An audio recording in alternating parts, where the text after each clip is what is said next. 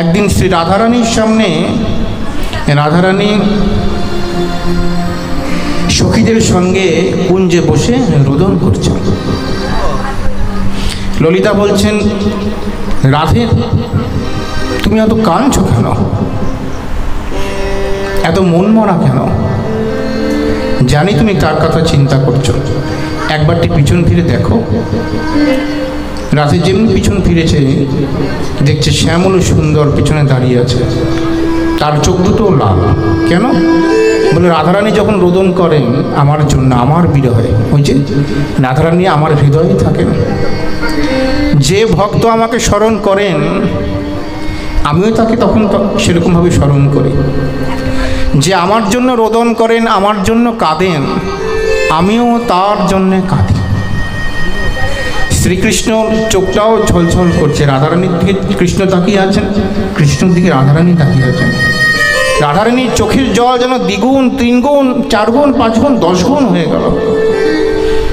কৃষ্ণ ধরে বলছে, রাধে তুমি তোমার, আমি তো তোমার সামনে আছি, তোমার কান্না দুঃখ এত বেড়ে গেল কেন? তুমি সামনে কেন এলে?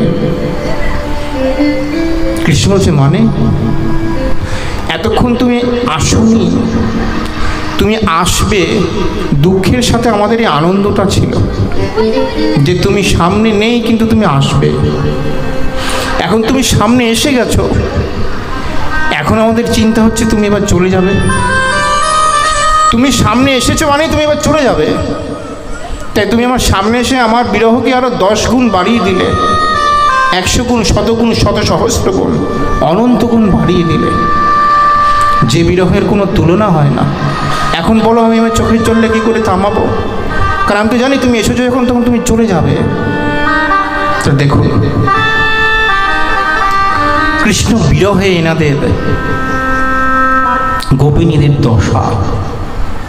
কৃষ্ণ নিজে কখনো বুঝতে পারেন না যে গোপীদের কি করে আমি সন্তুষ্ট করব, কিভাবে এরা আমাকে পেলে সন্তুষ্ট হবে। তাই কৃষ্ণ কখনো গোপীদের ঋণ কখনো কখনো তিনি শোধ করতে পারেননি। সে প্রতিজ্ঞা ভঙ্গ হইল গোপীদেরই ভজনে। বলে আমি আমার ভক্তের সব কিছু ভক্তকে দিতে পারি, বিনিময় দিতে পারি। আমি আমার ভক্তের চোখের জল কখনো সহ্য করতে পারি না, তাদের চোখের জলের মূল্য আমি কখনো দিতে পারি না। তাই আমার ভক্ত যখন আমার জন্য চোখের জল ফেলে, আমিও তার জন্য চোখের জল ফেলি। তাই তো শ্রীমন মহাপ্রভু জগতে শ্রীকৃষ্ণ চৈতন্য মহাপ্রভু সেই গম্ভীরায় নীলাচলে কাশী মিশ্রের সেই বাগান বাড়িতে লীলা তো গম্ভীরা যত্র গম্ভীরা সা নিগদ্যতে, যেখানে শ্রীমন মহাপ্রভুর আসার প্রকৃত যে উদ্দেশ্য, 3 রস আস্বাদিতে হয় অবতীর্ণ, সে গম্ভীরার ছোট্ট প্রকোষ্ঠটার মধ্যে যেখানে মহাপ্রভু না পারতেন ঠিক মতো দাঁড়াতে, না পারতেন ঠিক মতো শুনতে, কেন ঘরটা এতই ছোট ছিল। মহাপ্রভু সেই দীর্ঘদেহ, তথাপি ওই ঘরটা ছেড়ে তিনি কোথাও যেতেন না। ওই ঘরটাতে তিনি নীলাচলে শ্রীমন মহাপ্রভু একই স্থানে দীর্ঘ 18 বৎসর কাল, 18 বৎসর তিনি হা রাধে বলে বলে চোখের জল ফেলেছেন। 3 রস আস্বাদিতে হয় অবতীর্ণ। রাধারানী আমাকে ভালোবেসে কি পায়, গোপীরা আমাকে ভালোবেসে কি পায়, আমার মাধুর্য কেমন আস্বাদন। নিজের মাধুরী নিজে আস্বাদন করলেন। সে গম্ভীরার দেয়ালে তিনি মুখকে ঘষতেন। এগুলো আস্বাদনের বিষয়, এগুলি সাধারণ কথোপকথনের বিষয় নয়, এগুলি জ্ঞানদানের বিষয় নয়, এগুলো আস্বাদনের বিষয়। প্রেমকে কখনো প্রচার করা যায় না, প্রেম ভক্তিকে আস্বাদন করতে হয় ঘরের মধ্যে বসে প্রভুর কথা চিন্তন করে। আহা, কৃষ্ণ বলে যার 2 চোখে একটু জল পড়লো তার জীবনটাই তো ধন্য। হ্যাঁ রাধে বলে, দয়া করো বলে সব কিছু আছে। পুণ্ডরিক বিদ্যানিধি তিনি এত ধনাঢ্য ব্যক্তি যে তিনি যখন যে পিকদানির মধ্যে পানের থুতুটা ফেলতেন, পিকটা ফেলতেন, সেই পিকদানিটা ধরার জন্য একটা লোক থাকতো, একজন দাসী কর্মচারী। সে পিকদারিটা ছিল রত্ন সম্ভারে খচিত। যখনই তিনি গদাধর প্রভুর আগমনের সাথে সেই শ্লোকাংশ শ্রবণ করলেন, বরহাং পীরং নটবর বপু কর্ণয় কর্ণিকারম বিভ্রদ্বাস কনক কপিশম বৈজয়ন্তীঞ্চ মানম রন্ধ্রাণ বেণু অধর সুধয়া पूरयन् गोपवृन्दैः वृन्दारण्यं स्वपदरमणं प्राविशत् गीतकीर्ति। हा नाथ, हा रमण पृष्ठ काशी काशी महाभुज বলে মাটির মধ্যে সমস্ত সব কিছু ফেলে দিয়ে গড়াগড়ি দিচ্ছেন, হা নাথ, হা কৃষ্ণ, হা গোবিন্দ, হা প্রাণনাথ, কোথায় বিজ্ঞানী, কোথায় দাস, কোথায় সম্পত্তি, ধুলার মধ্যে গড়াগড়ি দিচ্ছে, মুখ দিয়ে লালাকরণ হচ্ছে। গদাধর প্রভু বললেন, হে কৃষ্ণ, এত বড় পরম বৈষ্ণবকে আমি চিনতে পারিনি। দেখো, কৃষ্ণ বলতে অজ্ঞান, কৃষ্ণ প্রেমে হাবুডুবু খাচ্ছেন, এগুলি আস্বাদনের বিষয়। তাই মাতা কুন্তী আজ কৃষ্ণকে বলছেন, হে প্রভু, জগতে অনন্ত দুঃখ আমায় দাও। কেন? দুঃখ আসলে তার সাথে তুমিও আসবে। তোমাকে দুবেলা দেখতে পাবো চোখের মধ্যে, দুঃখ আসছে, তুমিও আসছো, তোমাকে দুবেলা জড়িয়ে ধরতে পারবো, আমাদের সাথে আছো। এমন সুখ আমাদের দরকার নেই, এমন সুখের মুখে চাই যে সুখে তুমি নাই। কিসের দরকার? তার থেকে এই জীবনটাই রইল না। কৃষ্ণ বললেন, পিসি, তুমি চাইছো আমি আর কদিন থাকি, তাই না?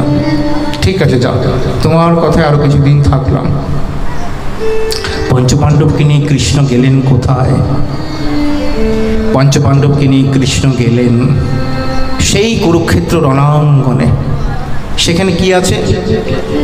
সেখানে পিতামহ ভীষ্ম যুদ্ধের শেষে সরসজ্জায় শায়িত হয়ে আছে, অপেক্ষা করছেন উত্তরায়ণের জন্য। এই উত্তরায়ণ শব্দের অর্থ কি?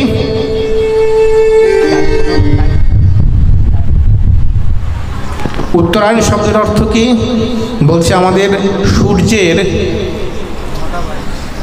দুটি গতি আছে, একটা হচ্ছে উত্তরায়ণ, একটা হচ্ছে দক্ষিণায়ন।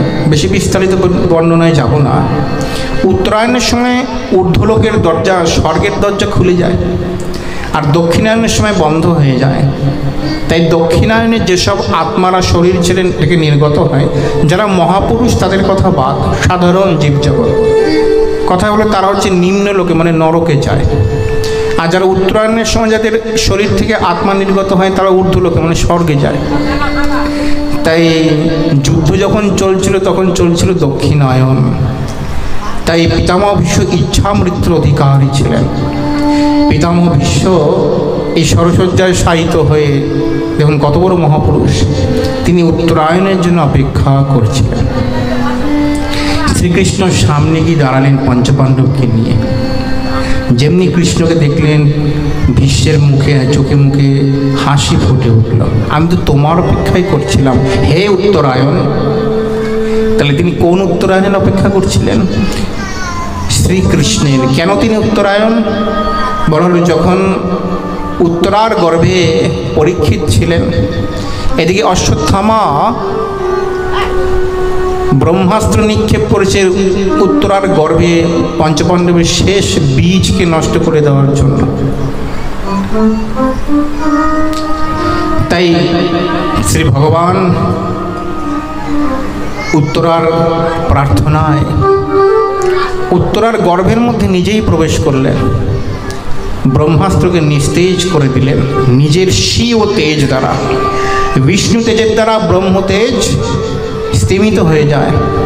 যদিও সেই ব্রহ্মতেজ, ব্রহ্মাস্ত্র, ব্রহ্মসাপ, ব্রহ্মাস্ত্র মানে ব্রহ্মসাপ, সেই ব্রহ্মাস্ত্রী পরবর্তীকালে ব্রহ্মসাপ হয়ে পরীক্ষিতের কাছে আবার ফিরে এলো, কিন্তু তথাপি সেই সময়ের জন্য তাকে স্তিমিত করে দেওয়া, নিস্তেজ করে দেওয়া হলো, শ্রীকৃষ্ণ করে দিলেন। তিনি উত্তরায়ের গর্ভে প্রবেশ করলেন, পুনরায় উত্তরার গর্ভ থেকে নিজে আবার বাইরে বেরিয়ে এলেন। তাই তার আর এক নাম উত্তরায়ণ। আমি তোমার জন্য অপেক্ষা করছিলাম হে প্রভু, হে কৃষ্ণ, হে গোবিন্দ। আমার একটা ইচ্ছা আছে। কি ইচ্ছা? আমার খুব ইচ্ছা, আমার একটা মেয়ে আছে। আমি তো শরীরটা ছাড়বো, আমার এই মেয়েটাকে তোমার সঙ্গে বিয়ে দেব। কারণ তোমার মতন যোগ্যপাত্র জগতে কে আছে? শ্রীকৃষ্ণ এবং পঞ্চপাণ্ডব প্রত্যেকে মনে মনে চিন্তা করলেন। পিতামহ ভীষ্ম সারা জীবন তিনি ব্রহ্মচারী, প্রতিজ্ঞা করলেন আমি কোনোদিন বিবাহ করব না, আকুমার ব্রহ্মচারী থাকব। তাই তো দেবব্রতের নাম ভীষণ প্রতিজ্ঞার জন্য ভীষ্ম হয়ে গেল, তাই না? নাম তো দেবব্রত। তাহলে এই পিতামহের আবার মেয়ে কন্যা কোথা থেকে এলো? সবাই আশ্চর্যচকিত হলেন। তখন পিতামহ ভীষ্ম বললেন, আমি আমার কোন কন্যাকে তোমার সঙ্গে বিবাহ দিতে চাই জানো? যে কন্যা এই কন্যার জন্য উপযুক্ত বর পাচ্ছে না, এই কন্যার জগতের সমস্ত তৃষ্ণার প্রতি, জগতের সমস্ত আসক্তির প্রতি, জগতের সমস্ত মায়িক নশ্বর সমস্ত সৃষ্টির প্রতি এত বিতৃষ্ণা, একমাত্র এর জন্য যোগ্য বর হচ্ছে তুমি। সেটা কি? সেটা হচ্ছে আমার মতিরূপ কন্যা। ইতি মতিরূপ কল্পিতা বিতৃষ্ণা। আমার মতিরূপ কন্যাকে তোমার সাথে বিবাহ দিতে চাই। শ্রীকৃষ্ণ আশ্বস্ত করলেন, পিতামহকে আশীর্বাদ করলেন।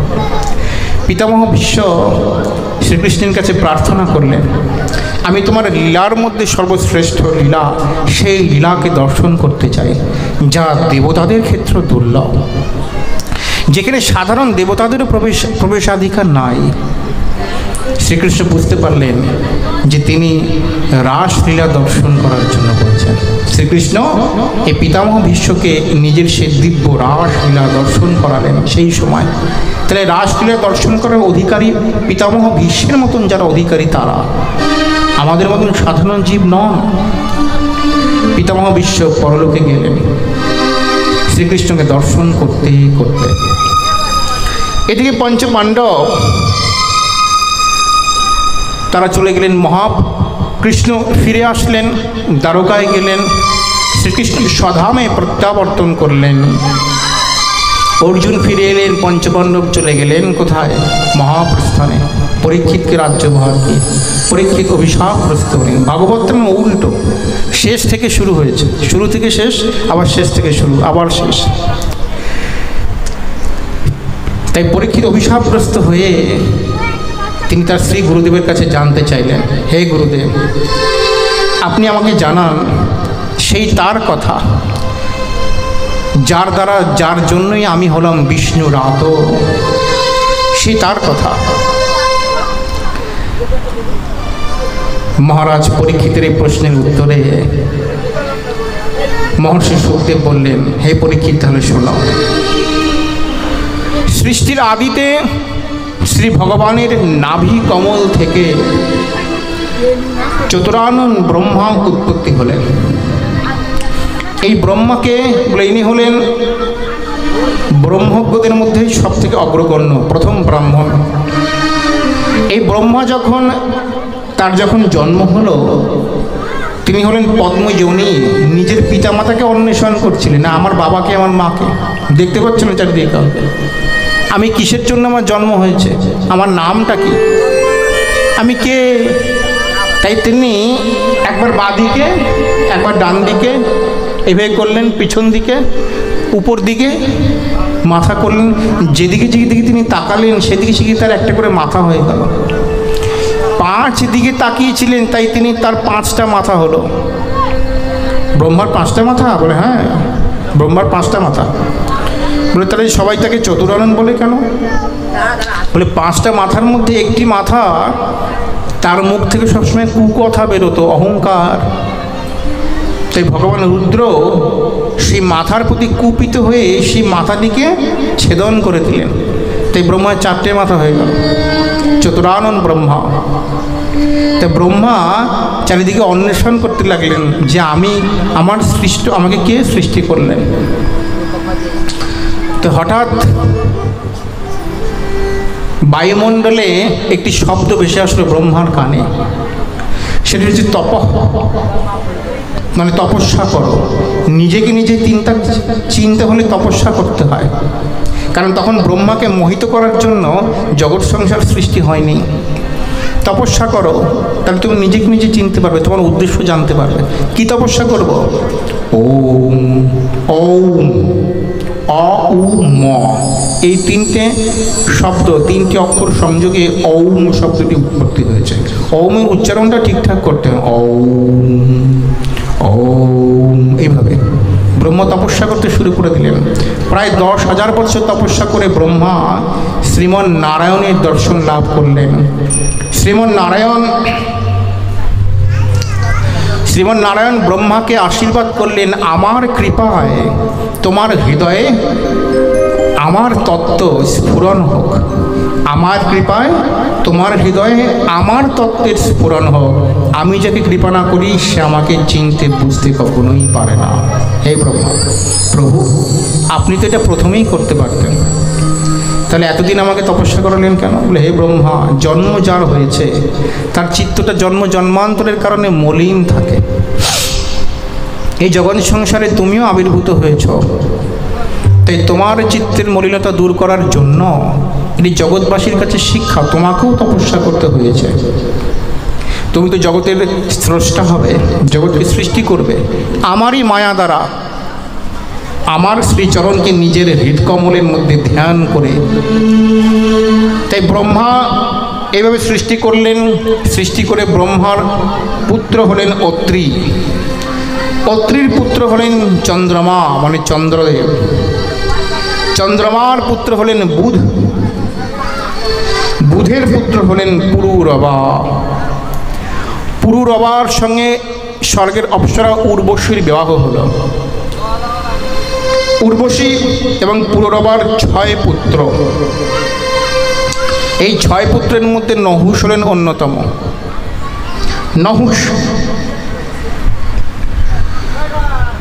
নহুষ ব্রাহ্মণদের দ্বারা অভিশপ্ত হলেন।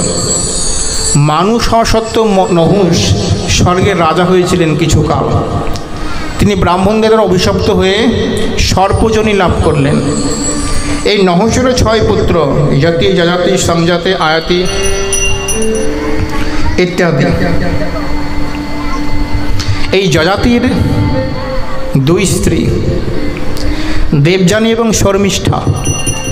দেবযানী হলেন রাক্ষসগুরু শুক্রাচার্যের কন্যা, আর শর্মিষ্ঠা হলেন দানবরাজ বৃষপর্বার কন্যা। দেবযানী এবং শর্মিষ্ঠা এই 2 স্ত্রী। এই 2 স্ত্রীর মধ্যে যাদের সন্তান হলেন যদু, দুর্বসু, দ্রুহু, অনু, পুরু।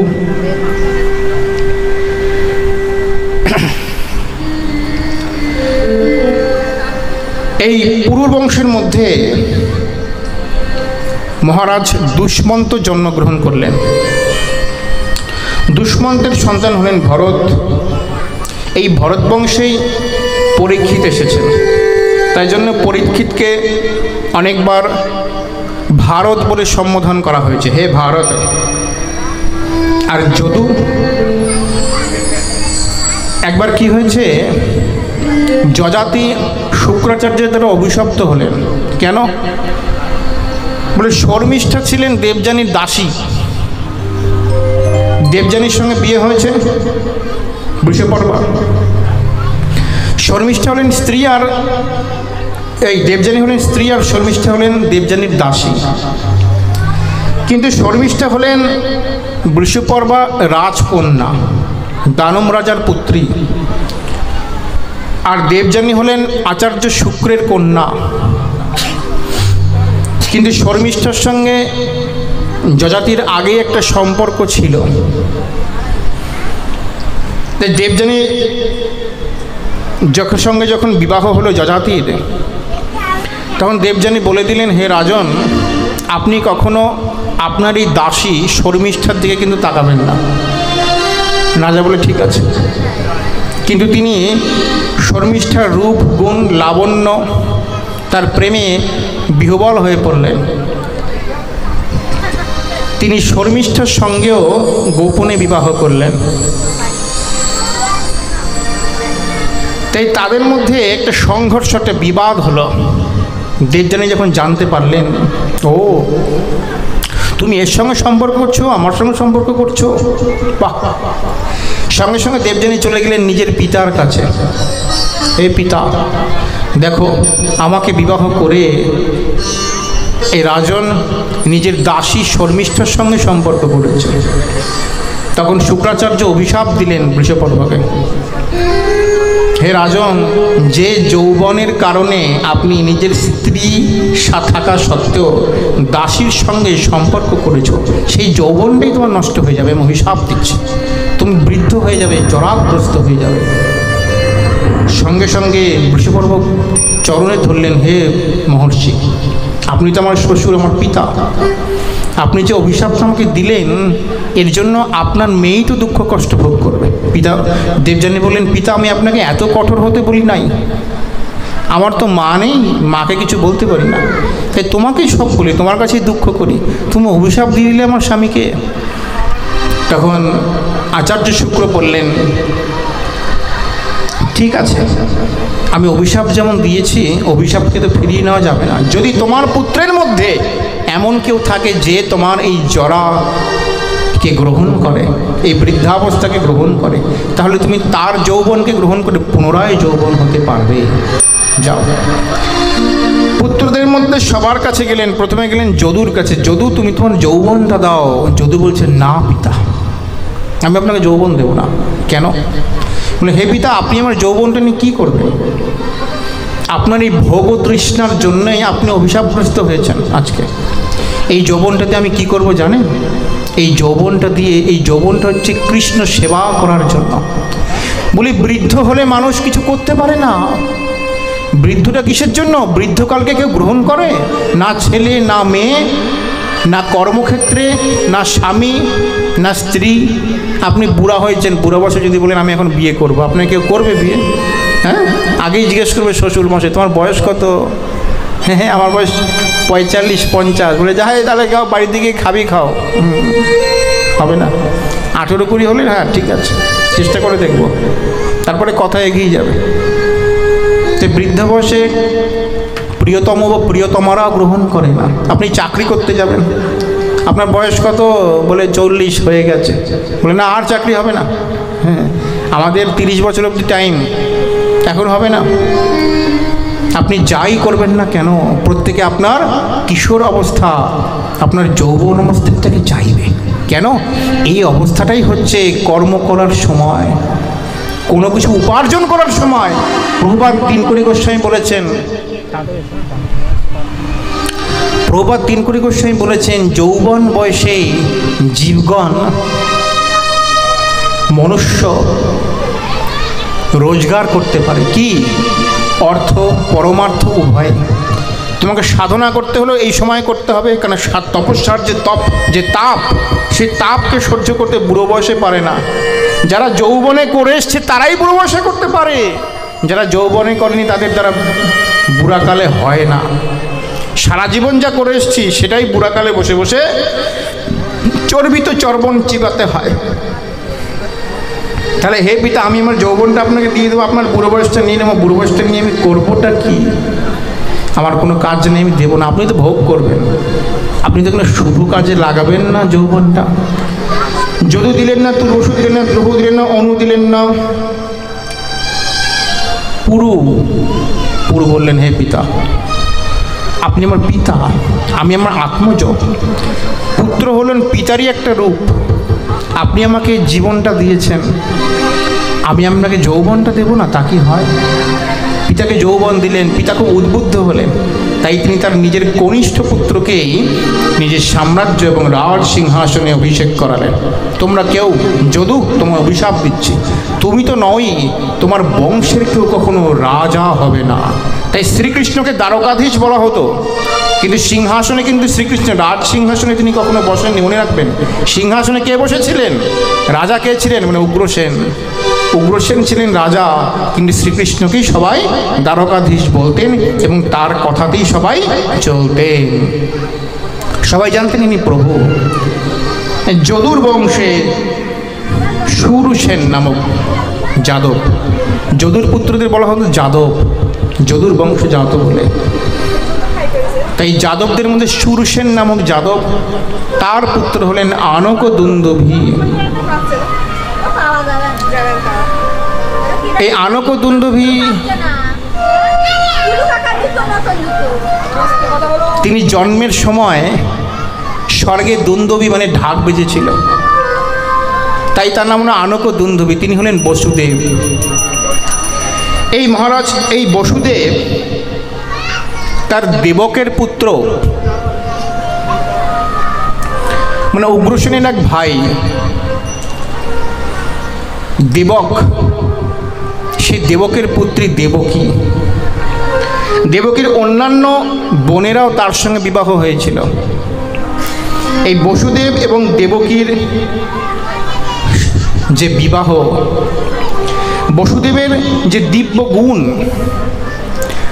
বসুদেবের যে সত্যবাদিতা, বসুদেবের যে বীরত্ব, বসুদেবের যে বিচক্ষণতা, বসুদেবের যে পুণ্যকর্ম, সর্বোপরি বসুদেব জীবগণের প্রতি যে দয়াভাব, যে সেবাভাব নিয়ে তিনি সমাজে বসবাস করতেন, তার হৃদয় যতটা মহৎ ছিল তার প্রতি প্রত্যেকেই আকর্ষিত হতেন।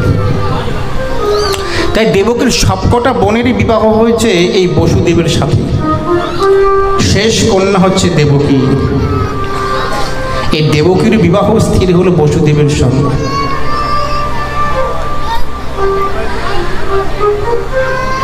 সেই সময় মথুরার সিংহাসনে ছিলেন উগ্রসেন। উগ্রসেনের পত্নী, উগ্রসেনের স্ত্রী, তিনি একসময় নিজের কেশরাশি বিন্যাস করে, মানে চুল খুলে সন্ধ্যাবেলার দিকে তিনি একটি সুন্দর বাগানের মধ্যে বিচরণ করছিলেন। আকাশ পথে যাচ্ছিলেন এক দৈত্য। সেই দৈত্য সেই রমণীর সৌন্দর্যে মোহিত হয়ে, যেমন নারীরা যদি সন্ধ্যাবেলায় চুল খুলে থাকে এটি অশুভ, অশুভ শক্তি তার প্রতি আকৃষ্ট হয়, তো এটি কখনো করতে নেই। আমি নিজে চোখে দেখেছি অশুভ শক্তির প্রভাবে তারা কিভাবে মানুষকে নিজের শিকার বানায়, আমরা বুঝতেও পারি না। তাই মহারাজ উগ্রসেনের রূপ ধরে তার স্ত্রীর সঙ্গ করলেন। তাই জন্য তিনি গর্ভবতী হয়ে পড়লেন। যে গর্ভে আসলো সে হচ্ছে কংস। এই কংস ছিলেন রাক্ষস কালনেমির অবতার। কালনেমির রূপ আর একটি জন্ম। কংসর জন্ম থেকেই বুঝে কংস নামটির অর্থ কী? কংস নামটির অর্থ হচ্ছে যিনি অকারণে, বিনা কারণে সবসময় মারামারি, হানাহানি ইত্যাদি যুদ্ধ বিবাদের মধ্যেই লেগে থাকেন। কংস প্রতি মুহূর্তে নিজেকে শ্রেষ্ঠ প্রমাণ করতে চাইতেন। হ্যাঁ, পিতা তাকে রাজ্য দিলেন না, পিতা রাজ্য দিচ্ছেন না, হয়তো দেবেন, কিন্তু কংসের মনে সে তর্স হইল না, সহ্য নেই। তিনি একদিন চারিদিকে বিভিন্ন রাক্ষস, কক্ষস, দৈত্য এনাদের সঙ্গে বন্ধুত্ব করলেন। জরাসন্ধ ছিল কংসের শ্বশুর, সবাইকে হাত করলেন। একদিন পিতাকে গেলেন প্রণাম করতে। পিতা, কি ভক্তি! যেমনি চরণ দুটো ধরিয়ে পিতাকে উল্টে দিলেন। সিংহাসন থেকে বেরিয়ে পিতা উল্টে পড়ে গেল। পিতাকে উল্টে ফেলে দিয়ে নিজের সিংহাসনে বললেন, অনেক রাজত্ব করেছেন, আর না, এবার আপনার জায়গা হচ্ছে ওই কারাগারে। কারাগারের মধ্যে উগ্রসেনকে রেখে দিলেন। মহারাজ উগ্রসেন বললেন, হায় রে, ছি ছি ছি ছি, এই পুত্রের জন্য, পুত্র পাওয়ার জন্য মানুষ এত অপেক্ষা করে? তোর মতন পুত্র মানুষের হয়? শোন, তুই যেভাবে আমার অপমান করলি, রাজত্ব তো তুই পেতি, তুই আমার একমাত্র পুত্র, তাহলে পিতাকে কারাগারে প্রবেশ করিয়ে তুই ধর্মপথে কোনোদিন চললি না। শোন, যে ধর্মকে রক্ষা করে ধর্ম তাকে রক্ষা করে, মনে রাখবি। আর যে ধর্মের পথে বাধা হয়ে দাঁড়ায় ধর্মই তাকে শেষ করে দেয়, অধর্মই তাকে শেষ করে। তুইও রক্ষা পাবি না। কংস দেখলেন চারিদিকে আমার রাজ্যের সবাই আমার বিরোধ হয়ে যাচ্ছে, যাবে, আমি পিতাকে বন্দী করেছি, তাই রাজ্যের সবাই যেন আমার বিরোধী না হয়ে যায়, সেজন্য কংস কি করলেন, নিজের বোনের বিবাহ দিলেন খুব ধুমধাম করে। এত সুন্দরভাবে বিবাহ দেওয়ার দিচ্ছেন যে চারিদিকে লোকজন যেন আপ্লুত হয়ে এই বিবাহ দেখুন। দেখেছো, নিজের দাদা নয়, এই কাকা তো জ্যাঠা তো খুড়া তো দাদা, কিন্তু নিজের বোনকে কত ভালোবাসে, নিজে হাতে সব করছে, কাঁদছে বোনের বিবাহতে। আয় বোন, তুই আমার ছেড়ে চলে যাবি, তোকে ছেড়ে আমি কি করে থাকবো? নাটক। দেবতারা ঊর্ধ্বলোক থেকে সব লক্ষ্য করছেন। আর দেখেছো মানুষকে কেমন টুপি পরাচ্ছে এই লোকটা কংস, এমন টুপি পরাচ্ছে যখন দেবকী এবং বসুদেব যে রথে করে যাচ্ছেন, সেই রথের হঠাৎ করে তিনি দৌড়ে আসলেন, সারথীকে বললেন, নেমে যাও। কেন? আমি নিজে আমার বোনকে বিদায় করব, নিজে রথ চালাবো, শ্বশুর বাড়িতে দিয়ে আসবো। কাঁদছেন, রোদন করছেন, আহা তোকে আমি কত ভালোবাসি। যারা মিথ্যা ছলনা করেন তাদের ছলনায় কখনো ভুলতে নাই, কখনো নিজে ভুলে থাকতে নেই। ছলনাকারীর ছলনার অভাব হয় না, মনে রাখবেন।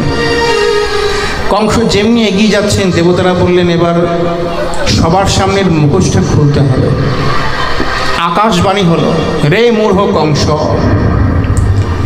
যে বোনকে এত জাঁকজমকভাবে তুই বিবাহ দিচ্ছিস, শ্বশুরবাড়ি নিয়ে যাচ্ছিস, এই বোনেরই অষ্টম গর্ভের সন্তান তোর মৃত্যুর কারণ হবে।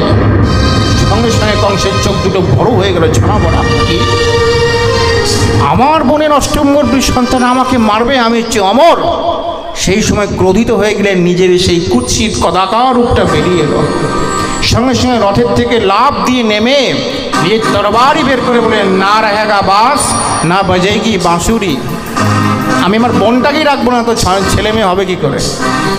যেমনি বোনকে চুল ধরে রথকে আকর্ষণ করে নিজের বোনের প্রতি আঘাত করতে যাবে, বসুদেব খুব স্থির মস্তিষ্কের মানুষ ছিলেন, স্থিতপ্রজ্ঞ দশা, তা না হলে কি কৃষ্ণের মতন সন্তান হয়? বলেন, রাজন একটা কথা বলবো। বসুদেব মনে মনে চিন্তা করলেন, এখন এমন স্ত্রী, আপনি তো মারতে যাচ্ছেন দেবকীকে। আচ্ছা, আপনি দেবকীকে রাজন, আপনার বোন যদি নির্দোষ হয় তাহলে আপনি রাজা, প্রজারা সবসময় আপনার মুখের দিকে তাকিয়ে আছে, তাই না? আপনি একটা অবলা নারী, বিবাহের সময় এক তো মেয়েদের গায়ে হাত দিতে নেই পুরুষদের, আপনি ক্ষত্রিয় সন্তান, আপনি রাজা, আপনি একজন নিরস্ত অবলা সদ্য বিবাহিত একজন স্ত্রীকে হত্যা করবেন? আপনার রাজ্যে অপযশ হবে, রাজ্যের লোকরা আপনার বিরুদ্ধে চলে যাবে, জানেন? আপনার কথা কেউ শুনবে না, আপনার রাজ সিংহাসনে টিকে থাকাও মুশকিল হয়ে যাবে। সবাই যদি আপনার বিরোধিতা করে, আপনি রাজত্ব করতে পারবেন নিষ্কণ্টক? কংস বলেন, না তো, আপনার যশ, আপনার স্ত্রী, আপনার সম্পদ সব আপনাকে ছেড়ে চলে যাবে।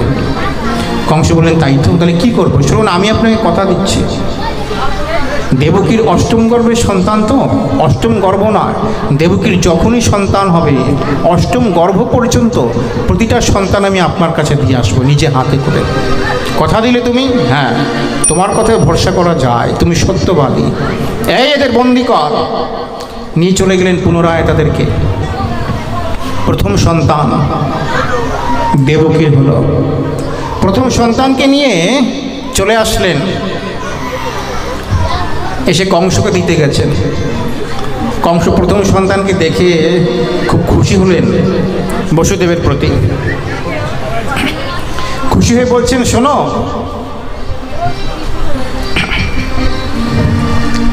শোনো বসুদেব, তোমার এই যে সততা, তুমি নিজের ছেলেকে যে বলেছ আমার হাতে তুলে দেবে, তুমি নিজের ছেলেকে আমার হাতে তুলে দিলে, এইরকম ত্যাগ, এরকম সততা জগতে কজন আছে? যাও, তোমার অষ্টম গর্ভের সন্তান তো আমার মৃত্যুর কারণ, তাই আমি তোমার প্রথম সন্তানকে ক্ষমা করে দিলাম। তোমার প্রথম সন্তানের থেকে আমার কোনো ভয় নাই, এই প্রথম সন্তানকে তুমি ফিরিয়ে নিয়ে যাও। দেবকী অষ্টম গর্ভের সন্তানকে শুধু আমার কাছে নিয়ে এসো। চলে গেলেন বসুদেব। এদিকে দেবর্ষি নারদ এলেন, নারায়ণ নারায়ণ, এসে বলছেন, হে রাজন, আপনি কি করলেন কাজটা? বলছে, কেন, কাজটা কি ভুল করলাম? বলে, আপনি যে ফিরিয়ে দিলেন বসুদেবকে, আপনি বললেন অষ্টম গর্ভের সন্তান আপনার হন্তার কারণ হবে, আপনার মৃত্যুর কারণ হবে। আচ্ছা বলুন তো, কোনটা অষ্টম গর্ভের সন্তান আপনি চিনবেন কি করে, জানবেন কি করে? বলে, কেন, যে অষ্টম গর্ভে হবে সে অষ্টম গর্ভের সন্তান। বলে, দেবতারা কতটা চালাক আপনি জানেন তো? একটা পদ্ম ফুল নিন, পদ্ম ফুলের 8টা পাপড়ি, তো এই 8টা পাপড়ির মধ্যে আপনি যদি এখান থেকে গোনেন 1 2 3 4 5 6 7 8, তাই না? যদি আপনি এখান থেকে গোনেন 1 2 3 4 5 6 7 8, যদি এখান থেকে গোনেন 1 2 3 4 5 6 7 8, তাই না? তাই দেবতারা যদি চালাকি করে 8 নম্বরকে 1 নম্বরে পাঠায় আর 1 নম্বরকে 8 নম্বরে পাঠায়, আপনি জানবেন কি করে? এটাও তো অষ্টম গর্ভের সন্তান হতে পারে। দেবতারা কীভাবে গুনেছেন আপনি বুঝবেন কি করে? আসলে কংসের পাপের ঘোড়া যতক্ষণ না পূর্ণ হচ্ছে ততক্ষণ কংসের জন্য কৃষ্ণ অবতীর্ণ হতে পারছেন না। তাই ভগবানের অবতরণ যেন খুব শীঘ্রই হয়। তাই দেবর্ষি নারদ এই কথাটি বললেন কংসকে। জানবেন, জগতে দুজন কানের মধ্যে ফু দিলে তারা বেজে ওঠে, সেটি কি? একটা হচ্ছে শঙ্খ আর একটা হচ্ছে মূর্খ। এদের কানের মধ্যে কিছু দিলেই এর লোকের কথা শুনে খুব নাচে, এদেরকে বলা হয় মূর্খ ব্যক্তি। আর শঙ্খকে ফু দিলে তারা বেজে ওঠে। এদের নিজেদের কোনো বিচার ক্ষমতা থাকে না। কংস সঙ্গে সঙ্গে ডেকে পাঠালেন, ডেকে পাঠাও বসুদেবকে। বসুদেব যায়নি, আসলে বসুদেব লুকিয়েছিলেন। কোথায়? বলে, থামের আড়ালে। তিনি জানেন যে যিনি দুষ্ট ব্যক্তি, পাগলা শেয়াল, ভাঙা দেয়াল আর বড় লোকের খেয়াল, এই তিনটিতে কখনো বিশ্বাস করতে নেই। পাগলা শেয়াল যখন তখন কামড়ে দেবে, ভাঙা দেয়াল, যেই দেয়াল ভাঙা সে যখন তখন গায়ের মধ্যে ভেঙে পড়তে পারে। আর বড় লোকের খেয়াল, বড় লোক ব্যক্তি খেয়াল খুশি মতো কাজ করে। এই আজকে বলবো তুমি আমার পরম বন্ধু,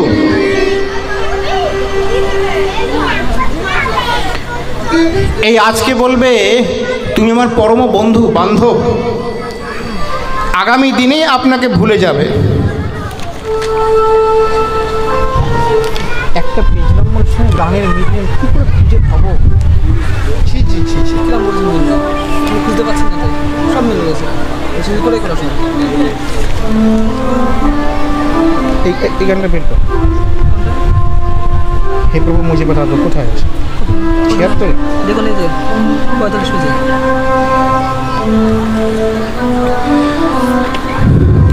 যাও ডেকে নিয়ে এসো। বসুদেব দাঁড়িয়েছিলেন, বসুদেবের সঙ্গে সঙ্গে চলে এলেন।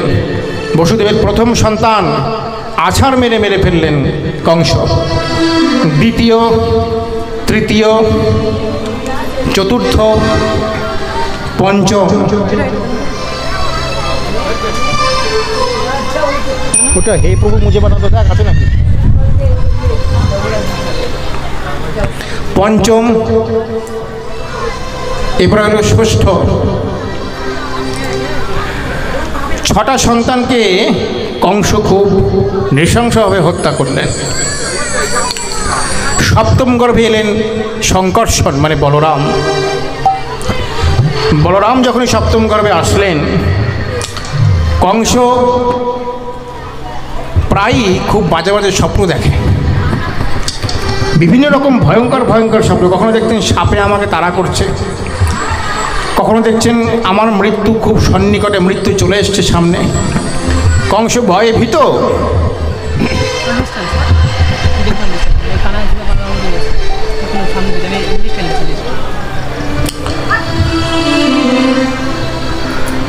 কংস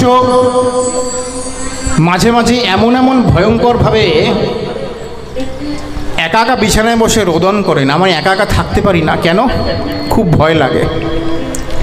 শ্রীকৃষ্ণ যোগমায়াকে আহ্বান করে বললেন, হে দেবী, হে মা, 6ম গর্ভে আমার দাদা বলরাম আছে, শঙ্কর্ষণ অনন্তদেব।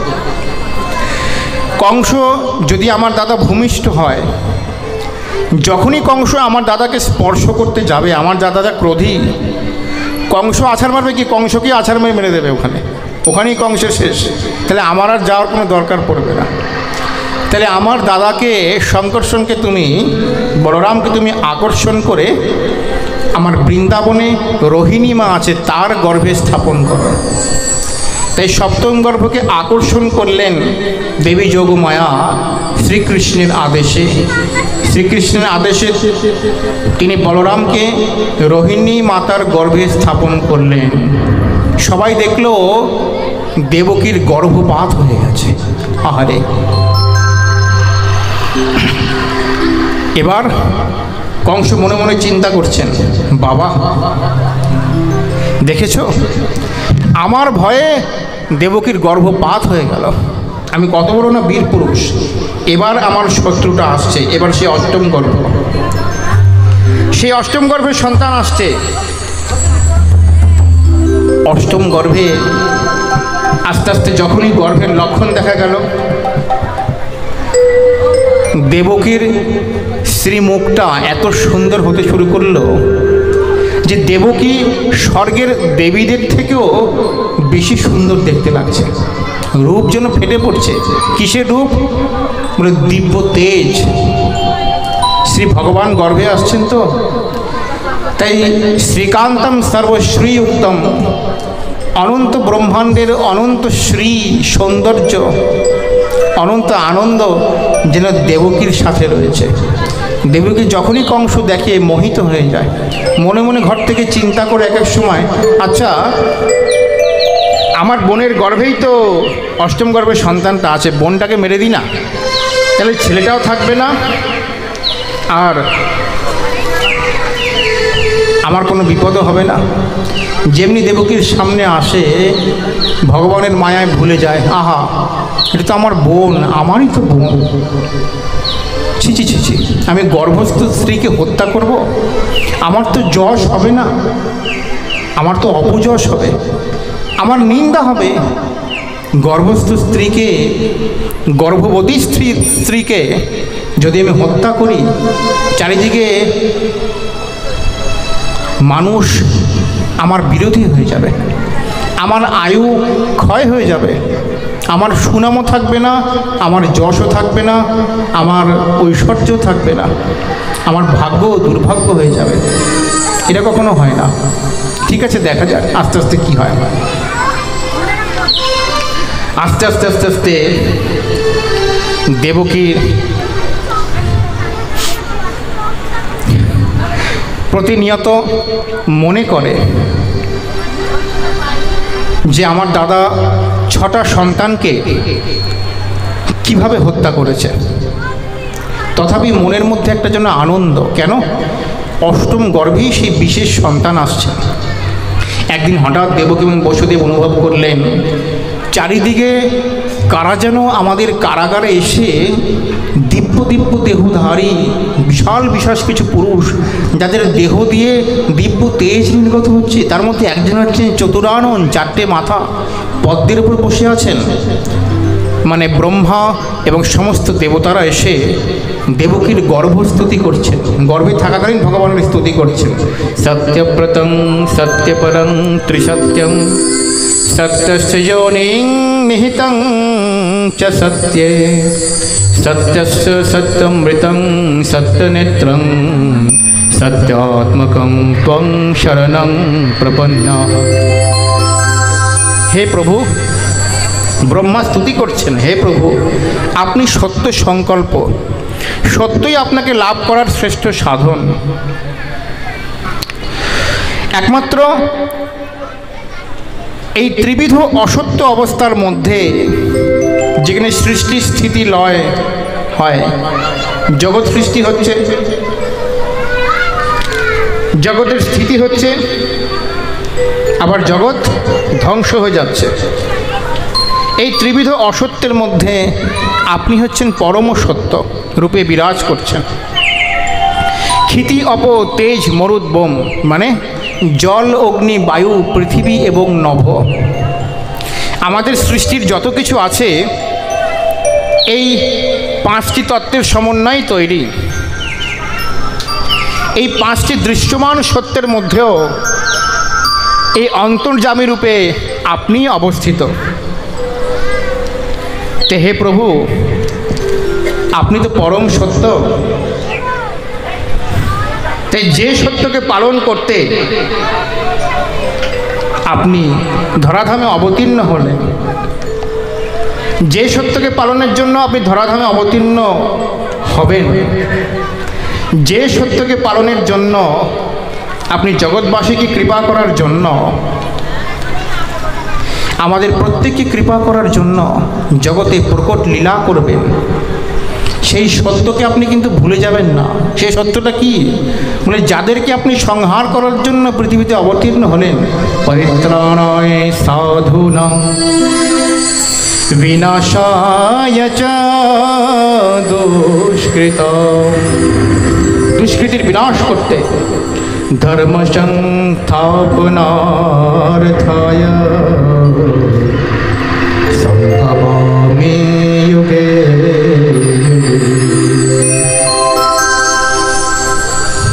হে প্রভু, আপনাকে সুস্বাগতম,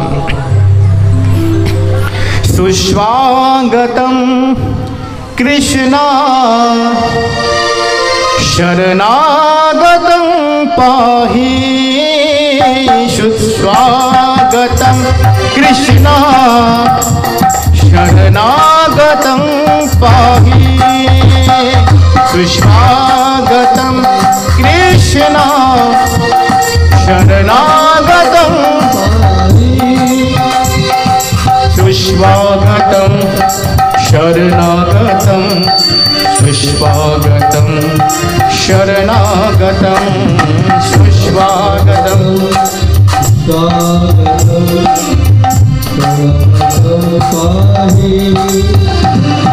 সুস্বাগতং শরণাগতং, সুস্বাগতং শরণাগতং, সুস্বাগতং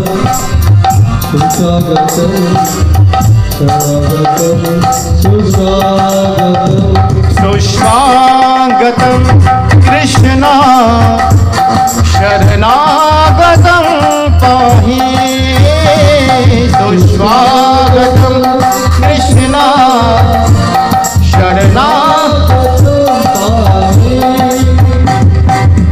সত্যব্রতং সত্যং পরং ত্রিসত্যং সত্যস্য যোনিং নিহিতং চ সত্যে সত্যস্য সত্যমৃতং সত্যনেত্রং সত্যাত্মকং ত্বং শরণং প্রপন্নঃ, সুস্বাগতং কৃষ্ণ শরণাগতং পাহি, সুস্বাগতং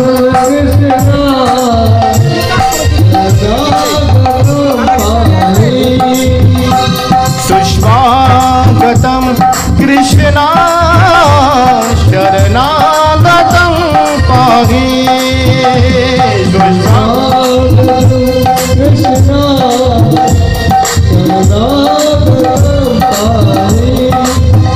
সুস্বাগতং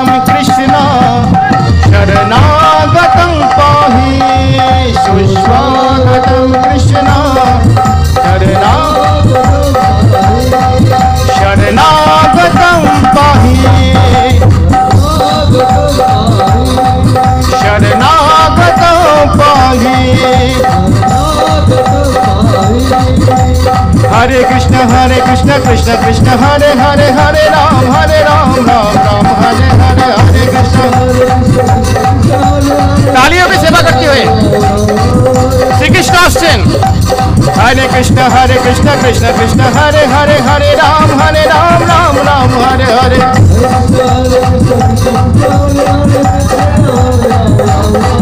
জয় রাধে শ্রী রাধে শ্রী রাধে শ্রী রাধে শ্রী রাধে। अथ सर्वगुणोपेतः कालः परमशोभनः यर्युवाजन जन्मर्क्षं सन्तर्क्ष गृहतारकम्। সর্বগুণ সম্পন্ন যুক্ত পরম রমণীয় কাল আবির্ভূত হলো। কেন? এবার যিনি আসছেন তিনি সাধারণ কেউ নন, তিনি কোনো অবতার নন। তিনি কে?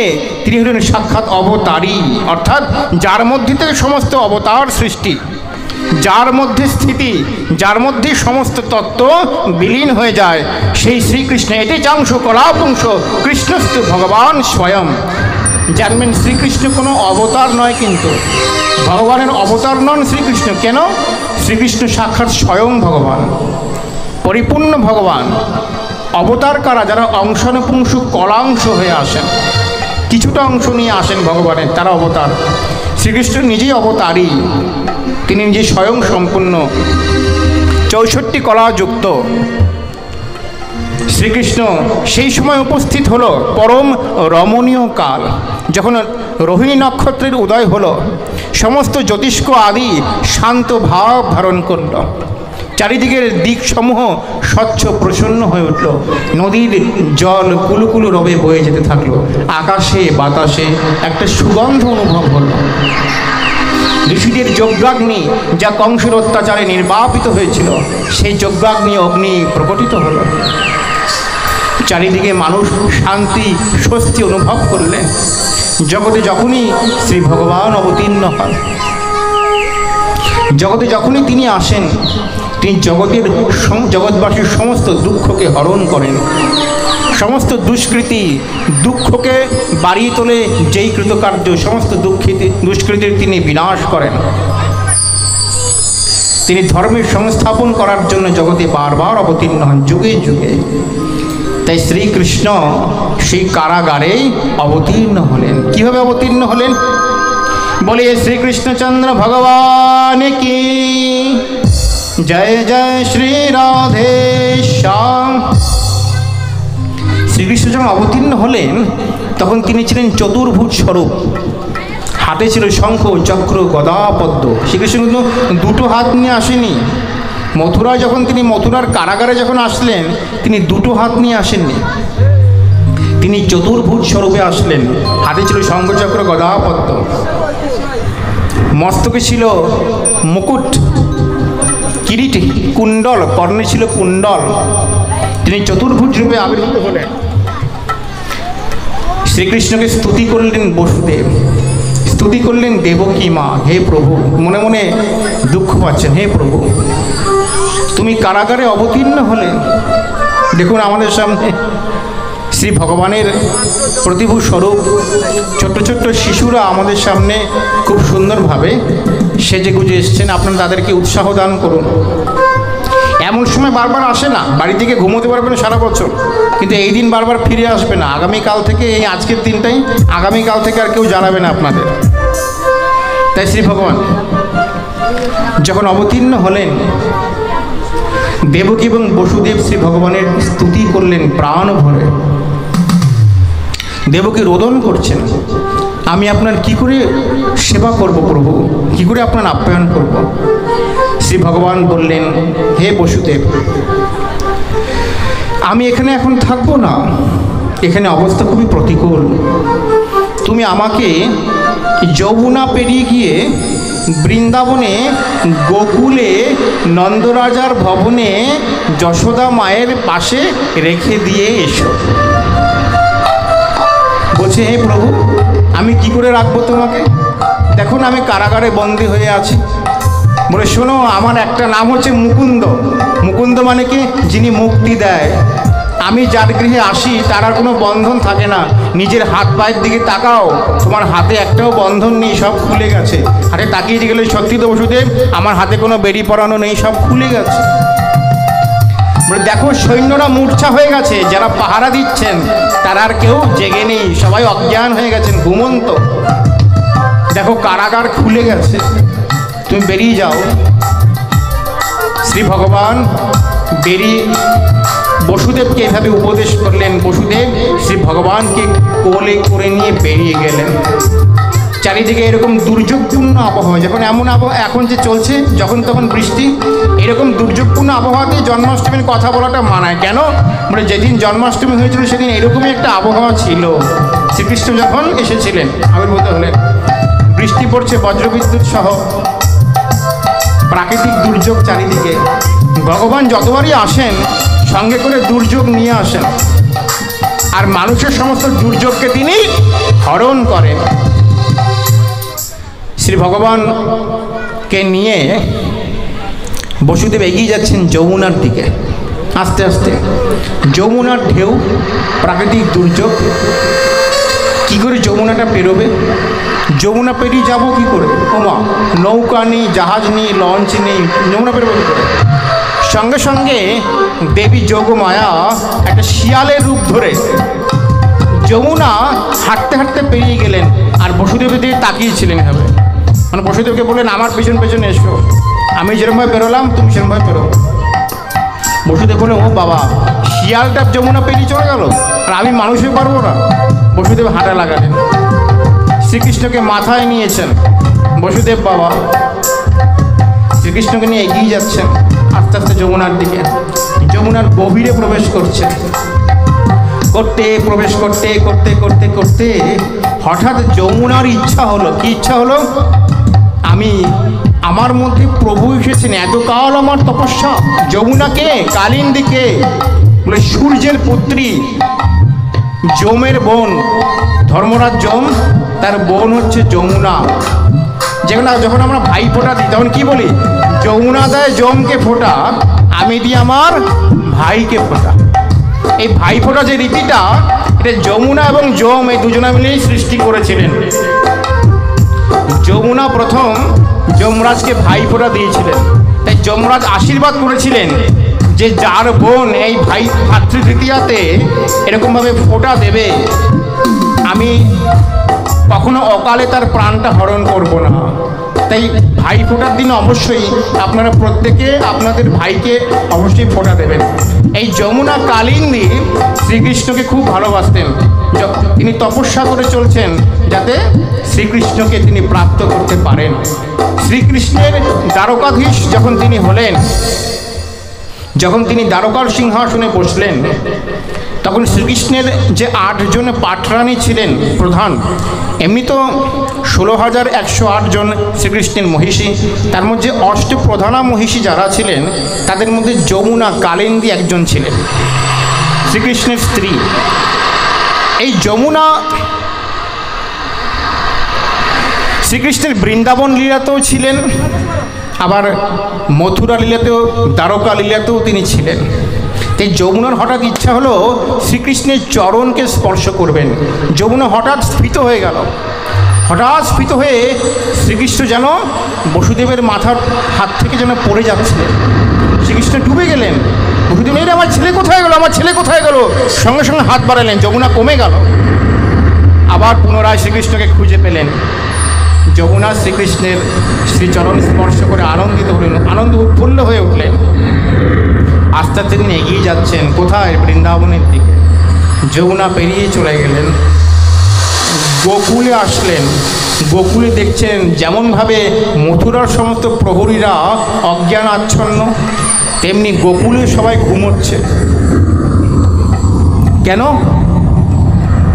সবাই ঘুমোচ্ছে। শ্রী ভগবানের মায়া। আস্তে আস্তে বসুদেব প্রবেশ করলেন যশোদার গৃহে।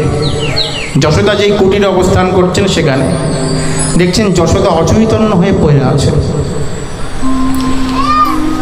বসুদেব দেখতে পেলেন পাশে একটা কন্যা একটা মেয়ে শুয়ে আছে, সদ্যজাত একটি কন্যা। শ্রীকৃষ্ণকে সেখানে রাখলেন। শ্রীকৃষ্ণ প্রথমেই বলেছিলেন আমাকে রেখে দেখবে একটা কন্যা, সেই কন্যাকে নিয়ে আসবে তোমার কাছে। কংস মনে করবে এই কন্যাটাই হচ্ছে তোমার অষ্টম গর্ভের সন্তান। শ্রীকৃষ্ণকে সেখানে রাখলেন। গোস্বামীগণ টিকা করলেন শ্রীকৃষ্ণ দুই ভাগে দুই স্থানে জন্মগ্রহণ করেছিলেন, আবির্ভূত হন। তিনি মথুরাতেও জন্মগ্রহণ করেন, আবার গোকুলেও জন্মগ্রহণ করেন।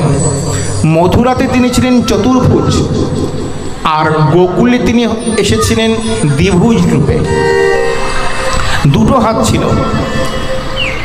যখনই চতুর্ভুজ স্বরূপ শ্রীকৃষ্ণ যখনই যশোদার পাশে তিনি শয়ন করালেন, যশোদার গর্ভ থেকে যে কৃষ্ণ ভূমিষ্ঠ হয়েছিলেন সেই কৃষ্ণ এই কৃষ্ণ একসাথে মিলিত হয়ে গেল। কারণ দেবীকে, এই যে কন্যাটি, এই কন্যাটি কে? এই কন্যাটি সাক্ষাৎ দেবী যোগমায়াই। এই দেবী যোগমায়াকে শ্রীকৃষ্ণের সহোদরা বলা হয়েছে। যারা একসঙ্গে জন্মগ্রহণ করেন মানে যমজ শিশুকে সহোদরা বলা হয়েছে। তাই যদি শ্রীকৃষ্ণ যশোদার গর্ভেই জন্মগ্রহণ না করতেন, যশোদার গর্ভেই না আসতেন, তাহলে দেবীকে কখনো সহোদরা বলা যেত না, বলা হতো না। তাই বসুদেব সেই কন্যাকে নিয়ে পুনরায় মথুরায় চলে আসলেন। কংসের কারাগারে তিনি যখনই যেমনি প্রবেশ করলেন, সঙ্গে সঙ্গে আস্তে আস্তে কারাগারগুলি একটু একটু করে বন্ধ হয়ে গেল। বসুদেবের হাতে পায়ে আবার বেরি পরিয়ে দিল, বন্ধন হয়ে গেল নিজে নিজেই। শাস্ত্র বলছেন দেখো, ভগবান যখন আবির্ভূত হলেন তখন বসুদেব সমস্ত বন্ধন মোচন হয়ে গেল।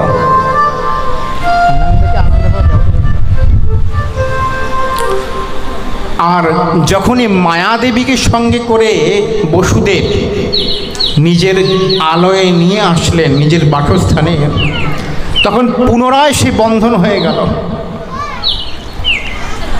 সঙ্গে সঙ্গে প্রহরীরা জেগে উঠলেন,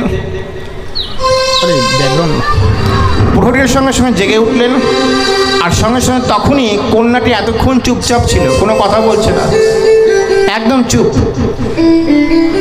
যখন প্রহরীরা জেগে উঠলেন, সঙ্গে সঙ্গে কন্যাটি জোরে চিৎকার করে উঠলেন, ওয়া ওয়া করে বাচ্চাদের মতো। প্রহরীরা বললেন এই রে, ওই দেখ বসুদেবের সন্তান হয়েছে, অষ্টম গর্ভের সন্তান চলে এসছে, যা যা যা মহারাজকে খবর দে, মহারাজকে খবর দে। সঙ্গে সঙ্গে মহারাজকে খবর দিতে গেল। কংস ছুটে এলেন, কই ওই তো আমার শত্রু, আমার শত্রু। এসে দেখলেন মেয়ে হয়েছে, কন্যা হয়েছে, মেয়ে। সে কি? তা বলে দাও তাও নিয়ে এসো, কন্যা হলে ওকে ছাড়বো না, যেহেতু অষ্টম গর্ভের সন্তান। যেমনি সন্তানটাকে নিয়ে মারতে গেলেন, সঙ্গে সঙ্গে সেই সন্তানটি কংসের হাত থেকে ছিটকে আকাশ পথে শূন্যে দাঁড়িয়ে রইলেন। সঙ্গে সঙ্গে তিনি অষ্টভুজ স্বরূপ ধারণ করলেন, দেবীর দিব্য স্বরূপ। কংসকে বললেন, হে মূঢ়, তুই আমাকে মারতে এসেছিস, কিন্তু আমাকে মেনে তোর কি হবে? তোকে যে বধ করবে সে তো অন্যত্র জন্মগ্রহণ করে ফেলেছে। কংস দেবীর মুখে এই কথাটি শুনে অবাক, হায় হায় হায় হায়। বসুদেবকে ডাকছেন, হে বসুদেব, তুমি দেবতা, আমি আজ অব্দি তোমাকে কত না কষ্ট দিয়েছি বলো। দেবতারাও মিথ্যা কথা বলে, আমার তো জানা ছিল না। দেবতারাও মিথ্যে কথা বলে। দেবতারা আমাকে বললো দেবকীর অষ্টম গর্ভের সন্তান আমাকে মারবে, আমার মৃত্যুর কারণ হবে। এখন শুনছি তার অষ্টম গর্ভের সন্তান অন্য কোথাও জন্মগ্রহণ করেছে। আমি শুধু শুধু তোমার 6টা পুত্রকে মেরে দিলাম, আমাকে তুমি ক্ষমা করো। হে বসুদেব, যাও, তোমাদের আমি মুক্ত করে দিলাম, আর কোনো কষ্ট দেব না, আমাকে ক্ষমা করো। এখন কান্নাকাটি করে কি হবে? এদিকে গোকুলে হঠাৎ বাচ্চার শব্দ, কান্নার শব্দ ভেসে আসলো। সবাই আস্তে আস্তে যশোদার ঘরে কি, যশোদার ননদ ছিল, যশোদার দিকে দৃষ্টি রাখছিল। ননদ, যশোদার ননদ খুব ভালো, কিন্তু দাদাকে আগে থেকেই বলে রেখেছে, দাদা যদি খুশখবরি এনে দিই, ভালো খবর এনে দিলে কী দিবি? দাদা বলছে তোর যা খুশি তুই তাই নিস। দাদা অপেক্ষা করছেন নন্দ বাবা, যশোদার কি হয় কি হয় কখন কি হয়। হঠাৎ দেখছে বোন দৌড়ে দৌড়ে সে, দাদা দাদা দাদা শোনো শোনো শোনো শোনো শোনো শোনো, কি কি হলো, আগে দাও